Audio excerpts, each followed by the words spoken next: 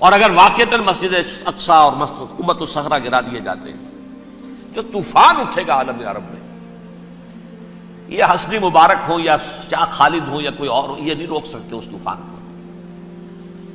نوجوان خون اٹھے گا، غیرت اور جو بھی حمیت ہے۔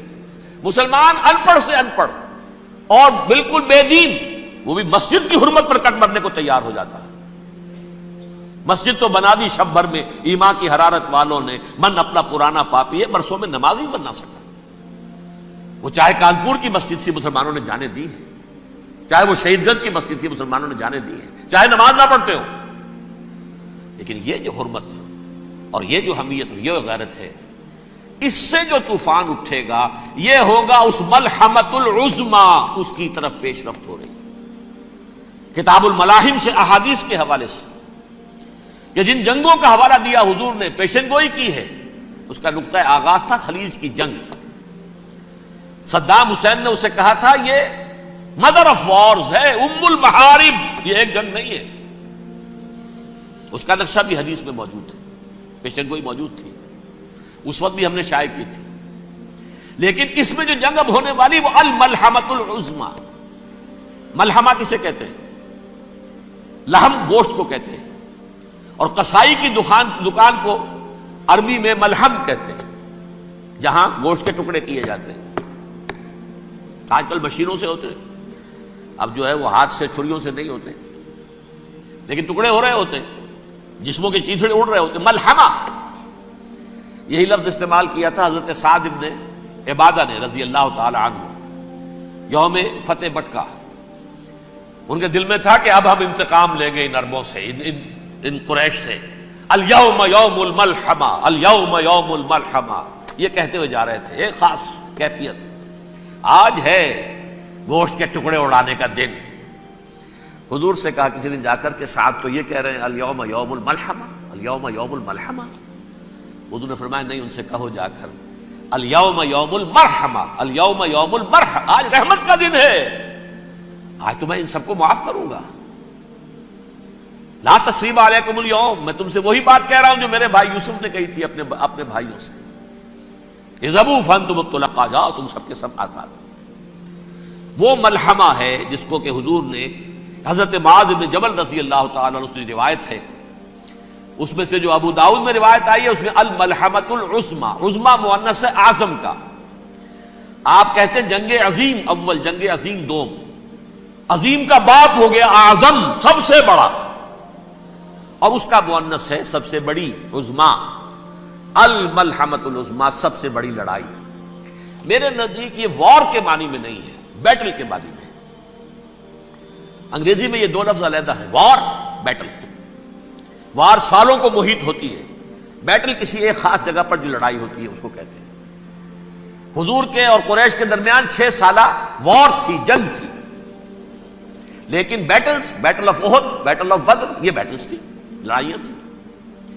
تو عظیم ترین جنگ شاید اس اعتبار سے نہ ہو جیسے کہ ورلڈ وار 1 اور ورلڈ وار 2، یعنی اس کی وسعت کا اتنا معاملہ نہیں اور طوالت کا نہیں، لیکن جو لڑائی جو ہے بیٹل ہونی ہے، جس کو کہ یہ لوگ، یا چونکہ میں نے کہا تھا شروع میں کہ سرما ہے میری آنکھ کا خاک حجاز و حول قدس، نیو ٹیسٹمنٹ کی آخری کتاب ہے the book of revelation, revelation of Saint John, اس میں آرمگڈون کہا گیا ہے اسے۔ ہر مجدون، یہ عبرانی لفظ ہے، ہر کہتے ہیں اونچی جگہ کو، سطح مرتفع، مجدون میگیڈو، میگیڈو ایک وادی ہے، مرتفع، وادی مرتفع، یہ ہے واقع لبنان، اسرائیل اور شام کے درمیان جو ٹکڑا، جو ٹرائنگل بنتی ہے، یہ ہے، یہاں پر بڑی جنگ لڑی جائے گی، اور یہ جنگ صلیب ہوگی، جو کہا ہے بش نے، یہ جنگ صلیب۔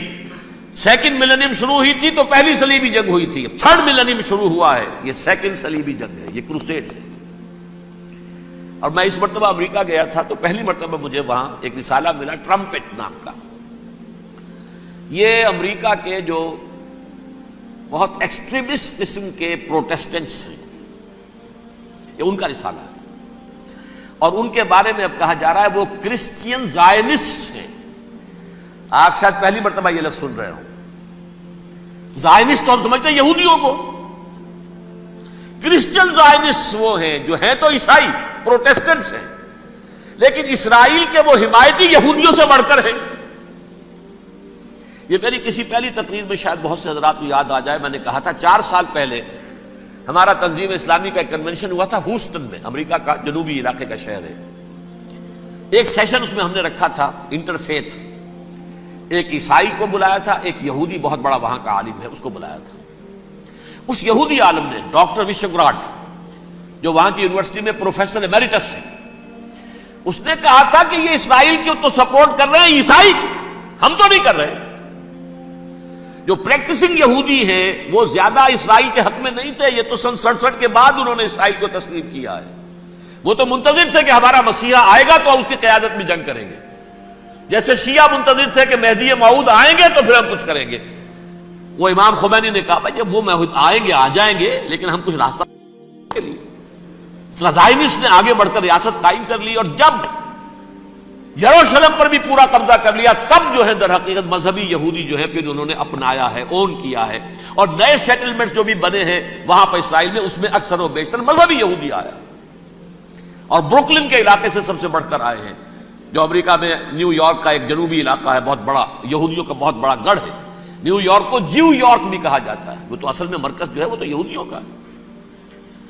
اس حوالے سے وہاں پر جو کرسچن زائنسٹ کہلاتے ہیں وہ اسرائیل کے یہودیوں سے بھی بڑھ کر کہیں سپورٹر ہیں۔ بہرحال اس دوسری صلیبی جنگ کا معاملہ جو میں کہہ رہا تھا، ٹرمپٹ نامی رسالہ، اس کا ایک مضمون ہے دی لاسٹ کروسیڈ۔ اب یہ آخری کروسیڈ ہے جو شروع ہونے والا ہے۔ میں تو حیران ہوں کس قدر کھل کے وہ باتیں کرتے ہیں۔ رومن کیتھولکس کو وہ کہتے ہیں کہ یہ شیطان ہے، یہ پوپ شیطان ہے، یہ یورپ کو اس نے جمع کیا ہے کرسچینٹی کی بنیاد پر، اور اس میں زیادہ تر کیتھولکس ہیں۔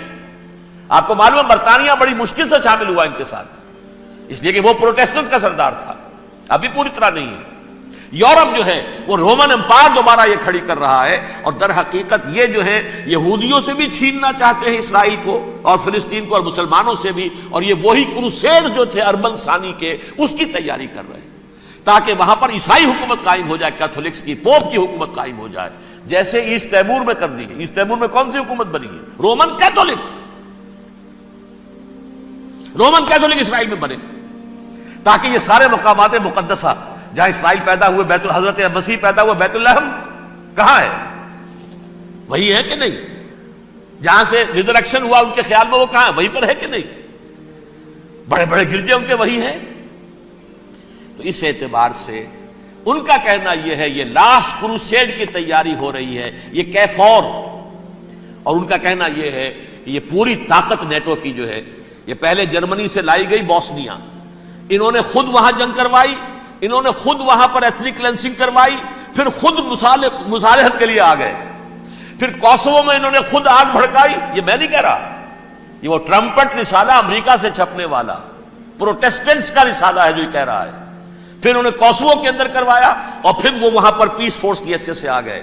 اب وہ میسیڈونیا میں کروا رہے ہیں اور وہاں داخل ہو گئے ہیں۔ اگلا قدم ان کا سائپرس ہوگا، سائپرس میں ترکوں کو اور وہ گریکس کو لڑائیں گے اور وہاں آ جائیں گے، وہاں سے ایک چھلانگ لگائیں گے اور یہ فلسطین میں پہنچیں گے، اور یہ وہاں پر ایک رومن امپائر، اپنی پرانی رومن امپائر کی طرح کی رومن کیتھولک ریاست قائم کرنا چاہتے ہیں۔ تو وہاں امریکہ کے عیسائیوں میں بھی کوئی ایک طبقہ نہیں ہے، کیتھولکس بھی ہے، کیتھولکس زیادہ نہیں ہے ہمدرد، لیکن اب تابع ہو چکے ہیں۔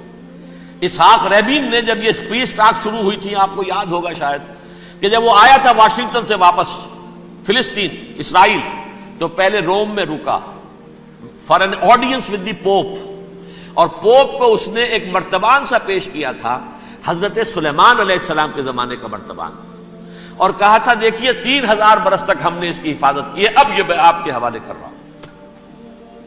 اس کے بعد سے پوپ جو ہے بالکل رام ہو گیا، اور وہ عیسائیوں کے ساتھ اور یہودیوں کے ساتھ ان کا پورا معاہدہ ہو۔ اب پورا عیسائی ورلڈ جو ہے بعثت مجموعی یہودیوں کے شکنجے میں ہے۔ البتہ ان کے اندر بھی جھگڑے ہیں، جو وہاں پر وائٹ کرسچن ملیشیاز ہیں وہ ایکسٹریمسٹ ہیں کیتھولکس، ان کے نزدیک دشمن نمبر 1 یہودی، دشمن نمبر 2 مسلمان، دشمن نمبر 3 جو یورپ میں کالے ہیں، ایفرو امریکن، چاہے وہ عیسائی ہو گئے ہوں، کوئی بھی ہو. یہ تین دشمن ہیں جن سے انہوں نے کلینز کرنا ہے، صاف کرنا ہے ان کے خیال کے مطابق امریکہ کی سوسائٹی کو. اولاً یہود، پھر مسلمان، اور پھر یہ جو کالے ہیں. لیکن دوسری طرف پروٹیسٹرز کے اندر ایکسٹریمسٹ وہ ہیں جنہیں کہا جا رہا ہے یہ کرسچین زائنسٹ ہیں، یہ اسرائیل سے بڑھ کر سپورٹرز ہیں. بہرحال یہ اب جنگ ہوگی، اس کا نتیجہ کیا نکلے گا یہ تو اللہ ہی جانتا ہے. اب میں آخری بات کی طرف آ رہا ہوں. آخری نتیجہ تو جو بھی کچھ اپس اینڈ ڈاؤنز آئیں گے. تلک الایام نداولھا بین الناس. آخری نتیجہ ڈراپ سین وہ یہ ہوگا کہ اللہ کے دین کا بول بالا ہوگا اور پوری دنیا پر محمد کے لائے ہوئے دین صلی اللہ علیہ وسلم کی حکومت قائم ہوگی. وہ گویا قیامت کی تمہید ہوگی، اس کے بعد بس قیامت آئے گی. کیونکہ مقصد کائنات، تخلیق کائنات پورا ہو جائے گا. پوری مخلوقات کے اندر مقصد تخلیق، کلائمیکس آف کریشن محمد الرسول اللہ صلی اللہ علیہ وسلم. دین کی تکمیل محمد الرسول اللہ صلی اللہ علیہ وسلم. اور اس خلافت عرضی کے لیے جو حضرت آدم کو خلافت دی گئی تھی، جب اس میں وہ خلافت پوری دنیا پر قائم ہو جائے گی اس کا مقصد پورا ہو جائے گا. And that will be the beginning of the end. اس کے بعد قیامت ہے. آخری نتیجہ تو یہ نکلنا ہے. اس سے پہلے سزائیں ہمیں بھی مل رہی ہیں. اور یہاں میں کانٹے کی بات جو چھوڑ گیا تھا اس کو بیان کر دوں. اللہ نے اس مغضوب علیہم قوم کو، اس ملعون قوم کو کیوں اب تک چھوٹ دیے رکھی؟ میں بتا چکا ہوں یہ بڑے عذاب کے مستحق ہو چکے تھے حضرت عیسیٰ علیہ السلام کے زمانے میں. چھوٹ دی ہے ابھی تک ہے، بلکہ ایک مرتبہ ابھارا ہے. 1900 برس کے بعد ابھرے ہیں یہ.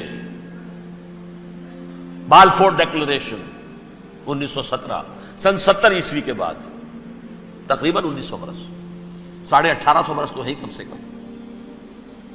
پھر creation of Israel 1948، 1967 extension of Israel, یروشلم پر قبضہ. یہ سارا جو ہے کیوں ہے؟ اللہ تعالیٰ اس خیر امت محمد صلی اللہ علیہ وسلم، اس کے بہترین حصے کو سزا ان ملعونوں کے ہاتھوں دے رہا ہے. کیوں؟ جو جرم انہوں نے کیا تھا وہی ہم نے کیا. انہوں نے اللہ کی کتاب کو پیٹھ کے پیچھے پھینکا. نبذ فریق من الذین اوتوا الکتاب کتاب اللہ وراء ظہورہم. ہم نے اپنی پیٹھوں کے پیچھے پھینکا کہ نہیں؟ کولونیل رول سے آزاد ہوئے، کہیں اسلامی قانون نافذ کیا، کہیں اسلامی نظام قائم کیا. تو جو جرم ان کا تھا وہی ہمارا ہے. اور ہم خیر امت ہیں، اور ہمارے میں سے خیر ترین عرب ہیں. ان پر اللہ کا فضل، ان کی مادری زبان میں اللہ کی کتاب موجود ہے. پھر انہوں نے اللہ کے دین کو پیٹھ دکھائی. جو ملک آزاد ہوا کولونیل رول سے، یا اس نے قبلہ کر لیا اپنا ماسکو کی طرف یا کر لیا واشنگٹن کی طرف. کسی نے مکے کو قبلہ بنایا. یہ بدترین سزا ہے. ویل للعرب من شر قد اقترب. اور ترمذی شریف میں تو یہاں تک روایت ہے من اقتراب الساعۃ ہلاک العرب. قیامت کے قرب کی ایک نشانی یہ بھی ہوگی کہ عرب ہلاک ہو جائیں گے. ایک حدیث میں الفاظ آتے ہیں کہ حضور نے جب کہا یہ ہوگا یہ ہوگا یہ ہوگا، یہ بربادی آئے گی، تو کسی زوجہ محترمہ نام میں بھول رہا ہوں، انہوں نے پوچھا کہ عرب اس دن کہاں ہوں گے؟ فرمایا العرب یومئذ قلیل، بہت کم. آخری خاتمہ ہونا ہے یہود کا حضرت مسیح علیہ السلام کے ہاتھوں. وہ عذاب جو 2000 برس تک ان سے ٹلا رہا وہ آئے گا، اور ان کے رسول ہی کے ہاتھوں آئے گا. لیکن اس سے پہلے مسلمانوں پر یہ عذاب آ رہا ہے. ہولوکاسٹ کے درجے کا عذاب آ رہا ہے. البتہ ہم پاکستانی اس میں یوں سمجھ لیجئے کہ وہ تو خبریں موجود ہیں احادیث میں، وہاں تو جو ہونا ہے ہونا ہے. اتنے انسان مریں گے کہ ایک پرندہ جو ہے اڑتا چلا جائے گا، وہ نہیں چاہے گا کہ نیچے اترے تو کسی لاش پر اترے، اسے جگہ نہیں ملے گی زمین خالی کر کہیں اتر سکے، تھک ہار کر گرے گا، مرے گا تو بھی لاش کے اوپر گرے گا۔ یہ الفاظ ہے حضور کے صلی اللہ علیہ وسلم، الملحمۃ العظمیٰ الملحمۃ الکبریٰ۔ یہ لاسٹ کروسیڈ ٹرمپٹ اخبار نے، میں اس کا فوٹو سٹیٹ بھی کبھی آپ کو دکھا دوں، ویسے میرے ساتھ ہے وہ رسالہ ٹرمپٹ، دی لاسٹ کروسیڈ، اس کی تیاری ہو رہی ہے۔ وہ الملحمۃ العظمیٰ اور ملحمۃ الکبریٰ جو ہے وہ آنے والی ہے۔ ابن ماجہ میں کبریٰ کہا ہے، اکبر کا مؤنث کبریٰ، ملحمہ کبریٰ سب سے بڑی جنگ، اور ملحمہ عظمیٰ سب سے عظیم جنگ، یہ ہوگی اور بہت جلد ہوگی۔